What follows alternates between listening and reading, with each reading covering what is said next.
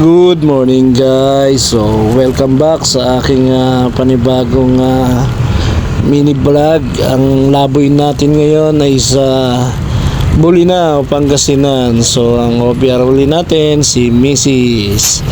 So ayon kay Google Map, ang estimated na babiyahin natin is 8.5 hours, pero syempre siguro kasama yung paghinto, pagkain, mga siguro 9.5 paabutin yun.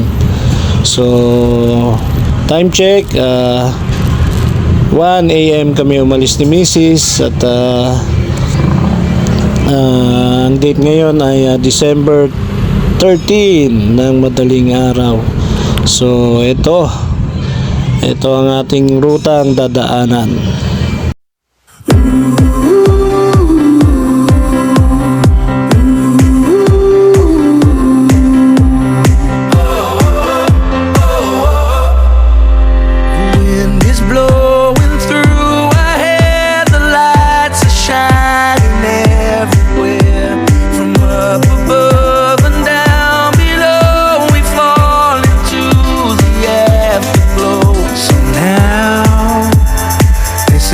Perfect night tonight.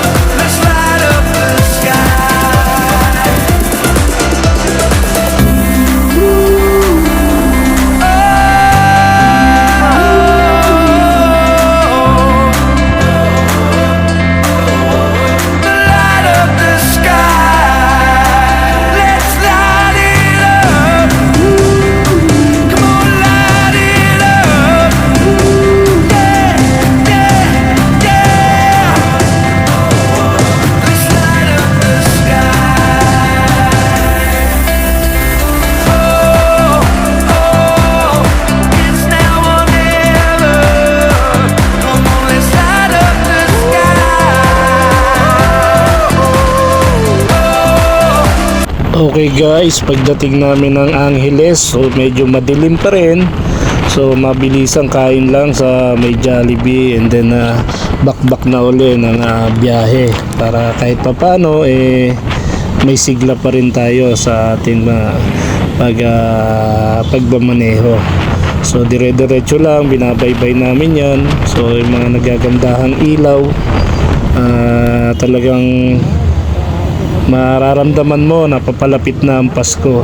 So by the way guys, wag nyo na lang intindihin yung nakasulat dyan sa video na time and date, kasi naglolo ko na kasi yung aking action cam. Actually nasira na nga pagdating namin ng Bulinaw, so hindi na napakinabangan. Good thing may nai-record pa. So nandiyan na kami sa tulay ng Tarlac, dire-diretso lang din ang aming biyahe. So far goods naman yung aming biyahe. Sarap talaga bumiyahe ng madaling araw kasi nga walang traffic, bibihira ang kasabay mo, although may mga kasabay kang mga truck pero bibihira naman. So dire-diretso lang. So mahaba pa yung ating babiyahihin at hindi naman tayo naiinip sapagkat kakwentuhan natin sa biyahe, sa buong biyahe si Mrs. At kahit pa paano ay nalilibag tayo, lalong lalo na pag nakikita mo yung mga gagandang tanawin na bibihira na lang natin makita dahil taga Maynila tayo, pero sa pagdating ng probinsya talagang mamamangha ka sa nagagandang paligid. Talagang kahit pa paano ay nakakapawi ng problema, hindi mo naiisip. At kagandahan talaga pag nagra-rides ka parang humihinto yung mundo mo, iniisip mo lang talaga yung pupuntahan mo. So pagdating dito sa Kamiling, medyo sumisikat na talaga si Haring Araw. So biniya naman tayo ng magandang panahon at hindi maulan. So far okay naman. Pagdating na San Clemente, yung mga palayan talagang amoy mo yung simoy ng hangin, amoy palay talaga. So excited na tayo na makarating sa ating pupuntahan at ligong-ligo na sa dagat ang aking OBR na si Mrs.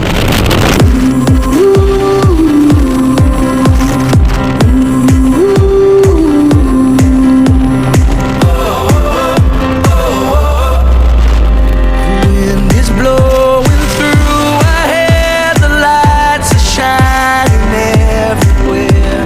From up above and down below, we fall into the afterglow. So now, this is the perfect night. Tonight. Oh, oh, it's now or never. Come on, let's light up the sky. Oh, oh, now we're together. Come on, let's light up the sky. Just you and I.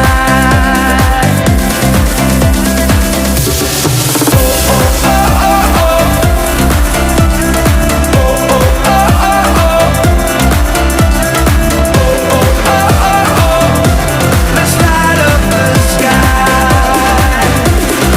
Pagdating natin ng Alaminos, so napag-desisyonan namin ni Mrs. na mag-side trip muna sa 100 Island para kahit pa paano makapag-picture and then balik na uli sa ruta. So dire-diretso lang at na-excited na tayo kasi nga nasa Bani na tayo. Malapit na, talagang malapit na sa katotohanan to. So bakbak lang at talaga namang excited na ako na makita yung Bulinaw. So finally nakarating tayo sa Twin Tower ng Arola ng Bulinaw. So stop muna dyan at nagpicture. In every moment, my love will be tempted. We're still the verb always. Every moment, even in the face of greatest charm, my thoughts will be all yours. My motto one.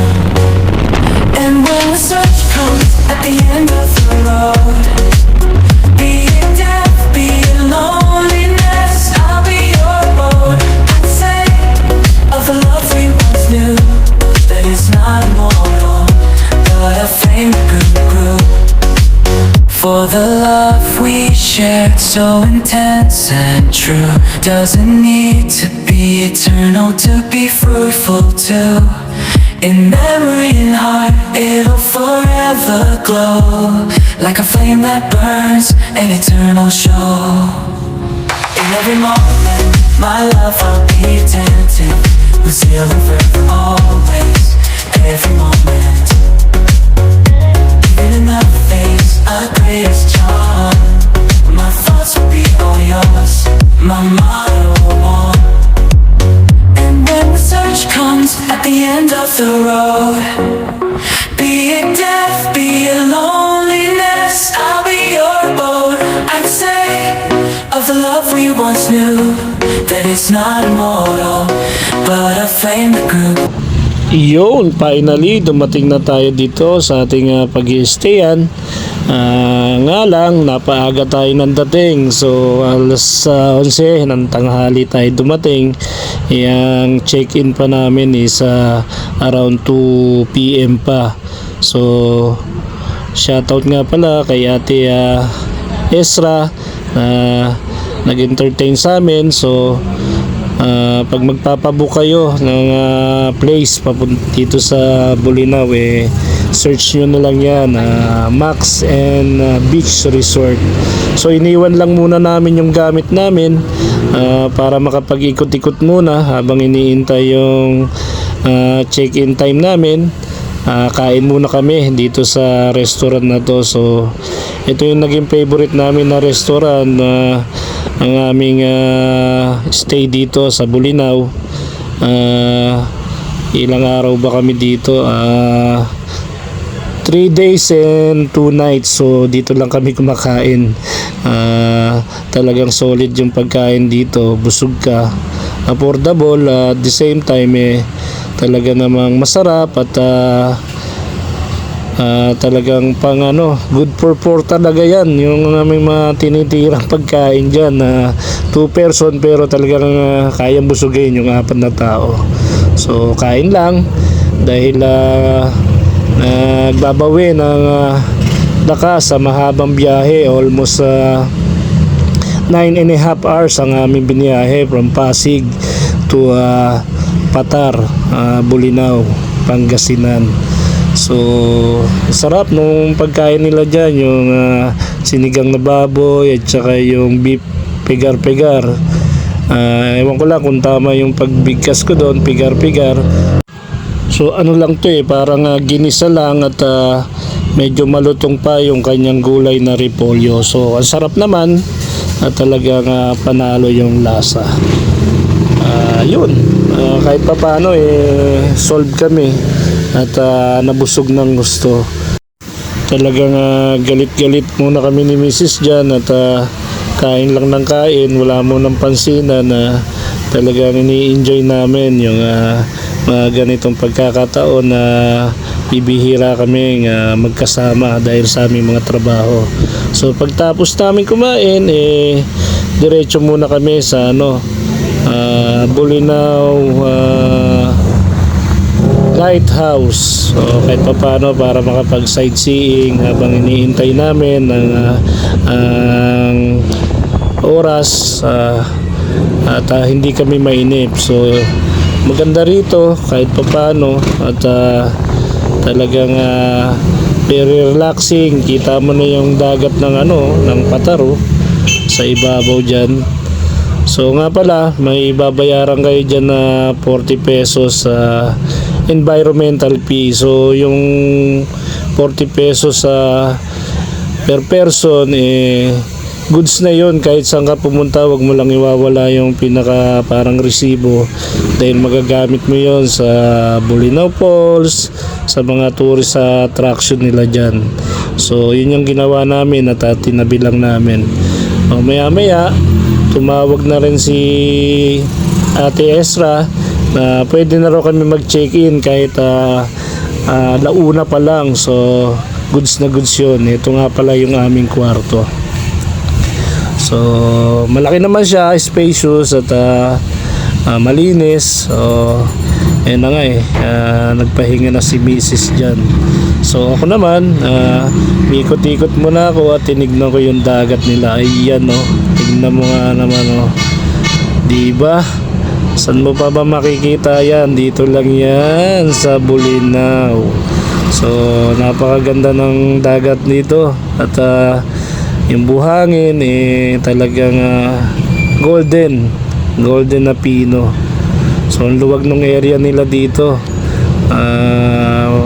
Parking, maraming parking. Marami ring na pag-i-stayan for family, pang couple, pang group. Talagang marami kayong pagpipilian dito. So yan yung view niya sa gabi. Kasi paggising namin ng hapon pumunta na kami ng dagat para na rin mapagmasdan namin yung sunset, kung gaano kaganda. So lakad-lakad lang kahit papaano, talagang busog yung mata mo at ang saya lang sa pakiramdam kahit papaano naisisingit namin yung mga ganitong pagkakataon na kami lang dalawa ni Mrs. at hindi kasama yung aming mga anak.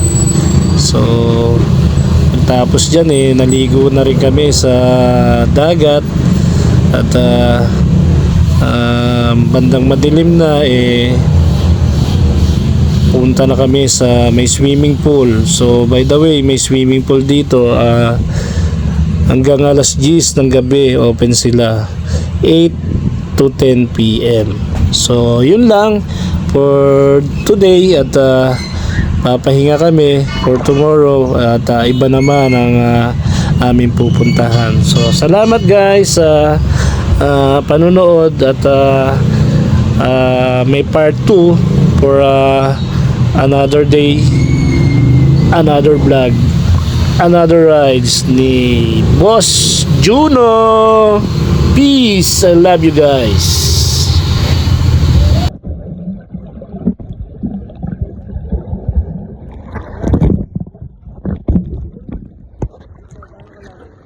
Hindi, doon lang malalim.